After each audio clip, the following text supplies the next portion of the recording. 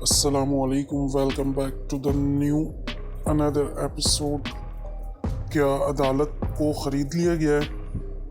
क्या अदालत मतलब इतना भी फ़ैसला नहीं कर सकती कि इलेक्शन बर वक्त कराने का अगर फ़ैसला अदालत करती है तो नवाज शरीफ वहाँ से कुत्ता वहाँ से भौंकेगा?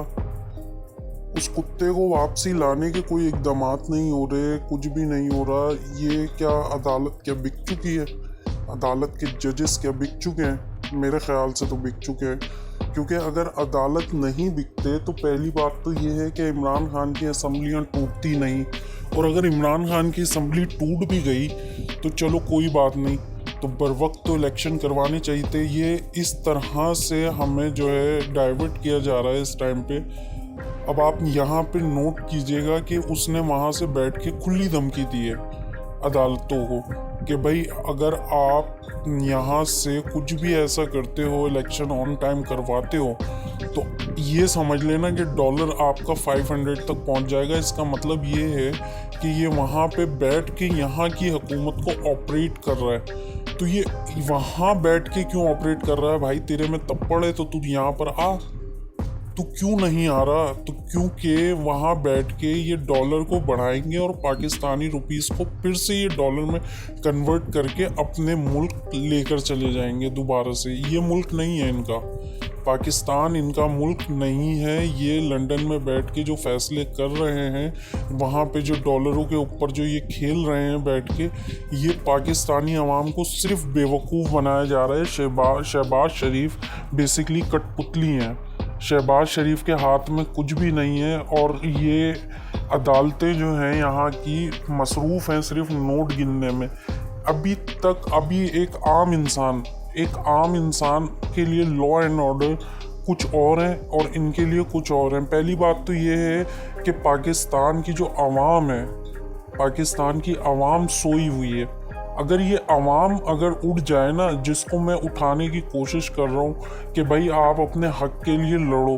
अब आप अपने हक के लिए किस तरह से लड़ोगे कि भाई अगर आप देखते हो कि अगर आपका बिजली का बिल ज़्यादा आ रहा है तो आप बिल नहीं भरो। जब वो बंदा आएगा तो आप उससे सवाल करो कि भाई ये तूने इतना बिल भेजा कैसे, जा नहीं भर रहे, जिसको भी लेकर आना है लेकर आओ। टोटल हमारा सिस्टम करप्ट हो चुका है, सिस्टम ख़त्म हो चुका है। सिस्टम के ऊपर उंगलियां उठ रही हैं लेकिन कोई पूछने वाला नहीं है। अब क्यों नहीं है पूछने वाला, ये तो अब अल्लाह ही जाने, और अल्लाह पाक इन लोगों को हिदायत दे। लेकिन इस टाइम की जो सूरत हाल है, आप लोग नोट कर लें कि मरियम नवाज़, मरियम औरंगज़ेब, राना सनाउल्लाह, ये सारे के सारे हराम खोर हैं और ये मुल्क के लिए कोई बेहतरी नहीं कर सकते। ये आपको सिर्फ़ और सिर्फ बेवकूफ़ बना के आपके मुल्क की माशी बदहाली को जो है बढ़ा के, माशी बदहाली को बढ़ा के जो है ना ये भाग जाएंगे। इनको भागने नहीं देना है। हमने एक साथ उठ के सुप्रीम कोर्ट, अब बेसिकली सुप्रीम कोर्ट है इस्लामाबाद में, हम रहते हैं कराची में, तो भाई हम कराची के अंदर ही चले जाएं। जैसे इमरान खान के ऊपर इतने केसेस जो अलग अलग सिटीज़ के अंदर जो FIR जो दर्ज हो रही हैं, तो इसी तरीके से हमने भी क्या करना है कि सुप्रीम कोर्ट के आगे जाके खड़ा हो जाना है।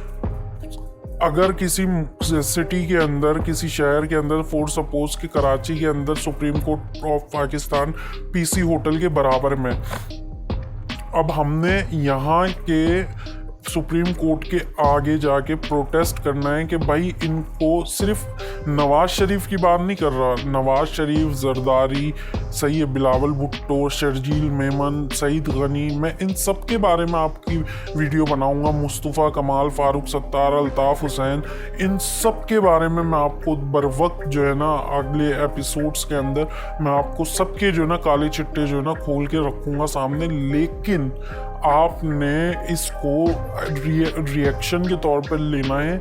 इसका मैं एक्शन आपके अंदर जो खून जो उबालने की कोशिश कर रहा हूँ, ये खून जब उबलेगा, जब उबलने के बाद जब आप खड़े होंगे ना जब किसी के सामने, तो आपको समझ में आएगी कि हाँ देखें, अभी आप किसी भी पार्टी के झंडे का डंडा पकड़ लें, आपको कुछ भी नहीं मिलने वाला।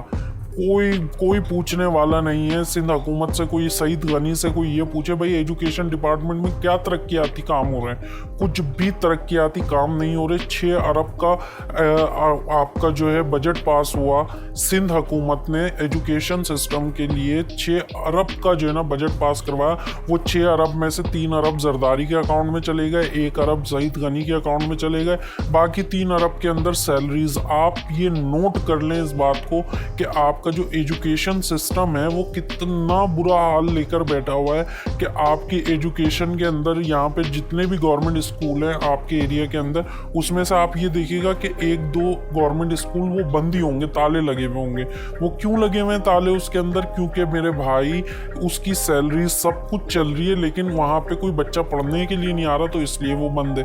अब कोई पूछने वाला नहीं है कि भाई ये इस प्रॉपर्टी के ऊपर ये जो पैसा खर्च हो रहा है, मंथली आप एक्सपेंस ले रहे हो, सैलरीज ले रहे हो, फिर इसकी मेंटेनेंस की कॉस्ट ले रहे हो, ये जा कहाँ रहा है? तो ये इनकी जेबों में जा रहा है। पाकिस्तान को इन्होंने कंगाल कर दिया है। इमरजेंसी लगे या ना लगे, हम सोए हुए हैं। पाकिस्तानी आवाम भूखी नंगी हुई है, इस टाइम पे सोई हुई है। सिर्फ इनको फ्री के राशन मिल जाए, जेडीसी सैलानी वाले इनके घर में राशन पहुंचा दें, किसी कोई ज़रूरतमंद जो ज़कात निकालते हैं वो ज़रूरतमंद लोगों को देने के लिए निकालते हैं, तो पता लगता है कि क्या हो रहा है भाई, कि भाई वो जो है ना लोग छीनम झपटियाँ कर रहे हैं लोगों के साथ। ये हाल हुआ है पाकिस्तान का। मेरे भाई इधर से निकलो बाहर, इस तरीके से ना करो। आप अपना मुस्तकबिल संवारो, आप अपने मुस्तकबिल को लेके चलो साथ में। अगर आप नहीं उठोगे तो मेरे भाई आप मारे जाओगे, हलाक हो जाओगे। तो हलाक होने से बेहतर ये है कि इस टाइम के अंदर जो पाकिस्तान की वर्स्ट कंडीशन है, इसके अंदर उठो, उठने के बाद फैसला करो, खुद फैसला करो, किसी और के ऊपर नहीं। ये इमरान खान हो, चाहे नवाज शरीफ हो, चाहे जरदारी हो, चाहे कोई से भी बंदा, कोई से भी उसका बंदा हो, ये सब चोर चक्के हैं, ये सब खाने वाले लोग हैं। इनसे बचो, इनके खुदारा मेरे भाई प्रोटेस्ट के लिए खुद खड़े हो। कराची की आवाम से मैं रिक्वेस्ट करता हूँ कि इधर उधर जाने से बेहतर है आप कोर्ट के बाहर जाके खड़े हो जाओ और बोलो हमें 24 से 48 घंटे के अंदर नवाज शरीफ भी यहाँ चाहिए, अल्ताफ़ हुसैन भी यहाँ चाहिए, और इन सब को जो है हैंग टू टिल दैट करके वापसी इनको इनके कब्रों में उतारो। पाकिस्तान को बचाना है तो पाकिस्तान के लिए हमने खड़ा होना पड़ेगा। अगर हम नहीं खड़े हो सकते तो हम फिर ये उठ के ये भी नहीं बोल सकते कि हुकूमत गलत है, अदालत गलत है, ये गलत है, वो गलत है। कोई भी फिर गलत नहीं है, क्योंकि हम गलत हैं। हम गलत हैं तो ये गलत है, ठीक है। अगर हम सही हों तो ये भी सही है। तो बराए मेहरबानी कल की वीडियो देखना ना भूलिएगा। मैंने जेडीसी बायकॉट का भी मैंने ऐलान किया, लेकिन उसके ऊपर भी कोई रिजल्ट वो नहीं आया, क्योंकि हराम खोर बने हुए ना, हर डराम बनी हुई है आवाम। सही है, मैं कुछ आपको तस्वीरें भेज रहा हूँ, देखें किस तरह से लोगों को मारा जा रहा है, लोगों के साथ किस तरीके से जो है ना राशन के ऊपर जो है ना इस तरीके से राशन की भीड़ में 1000 रुपए की भीड़ के अंदर लोग जो है ना मारे जा रहे हैं, बेचारे बिला वजह मारे जा रहे हैं। क्यों? क्योंकि हम अपने हक के लिए नहीं उठ रहे हैं, हम सिर्फ फ्री फंड की जो है ना हरडरामी छाई हुई है। फला जगह से 1000 रुपये मिल रहे हैं तो वो ले लें, फला जगह से राशन मिल रहा है तो वो ले लें, फला जगह से ज़कात मिल रही है तो वो ले लें, फला जगह से खैरात मिल रही है। अरे भाई मेरे, उठो, पाकिस्तान के लिए उठो मेरे भाई। हमारी तरह तरीका आजमाओ कि 10 लोग पकड़ लो, ख़ानदान के 10 घर पकड़ लो। सबसे पहले तो आप अपने ख़ानदान को, अपने नौकर चाकर, जहाँ जहाँ तक मेरी आवाज़ जा रही है, जहाँ जहाँ तक उनसे नीचे के तबके के लोग हैं, उनकी पैसों से मदद करो, उनका कारोबार खुलवाओ, उनको कुछ वसाइल ऐसे दो, उनकी एजुकेशन को अच्छे से अच्छा बनाने के लिए कोशिश करो, लेकिन पैसे उनके हाथ में, उनकी फैमिलीज़ के हाथ में दो, ताकि वो अपना ज़र्रा माशी तरीके से चलाएं, अपने घर के हालात को तरीके से मैनेज करवाएं। दूसरी बात, मुस्तफ़ा कमाल को अल्ताफ़ हुसैन ने क्यों पिटवाया, ठीक है, ये मैं आपके साथ डिस्कस करूंगा अगली उसमें कि मुस्तफ़ा कमाल को अल्ताफ़ हुसैन ने क्यों पिटवाया। ये मैं अगली वीडियो के अंदर इंशाल्लाह आपके साथ डिस्कस करूँगा। वो भी मेरी अगली वीडियो इंशाल्लाह एपिसोड 3 सीज़न 1 एपिसोड 3 मुस्तफ़ा कमाल को अल्ताफ़ हुसैन ने क्यों पिटवाया, तो वो भी मैं आपको बताऊंगा कि उसने क्यों पिटवाया और क्यों वो मुल्क छोड़ के भागने पर मजबूर हुआ। तो मैं सारी मामलात को मैं आपके सारे जितने भी पॉलिटिशियंस हैं, जितने भी सिस्टम है, बेसिकली हमारा सिस्टम गल चुका है, सड़ चुका है। इस सिस्टम के ऊपर जो है ना हमने वर्किंग करनी है और इस सिस्टम के ऊपर ही हमने सारे मामलात को लेके चलना है। लेकिन अभी इस टाइम पे हमने बायकॉट करना है, तरीके से बिल्कुल बायकॉट करना है कि हमने नवाज शरीफ को इसके अदालती फैसलों के अंदर, मामलात के अंदर इंटरप्ट करने की कोशिश नहीं करने देनी। कोई भी हो, चाहे मरियम नवाज हो, मरियम औरंगजेब हो, राणा सनाउल्लाह हो, सॉरी राणा कुत्ता हो, उसका नाम है राणा कुत्ता, सही है, उसको उसी से कंपेयर किया करो।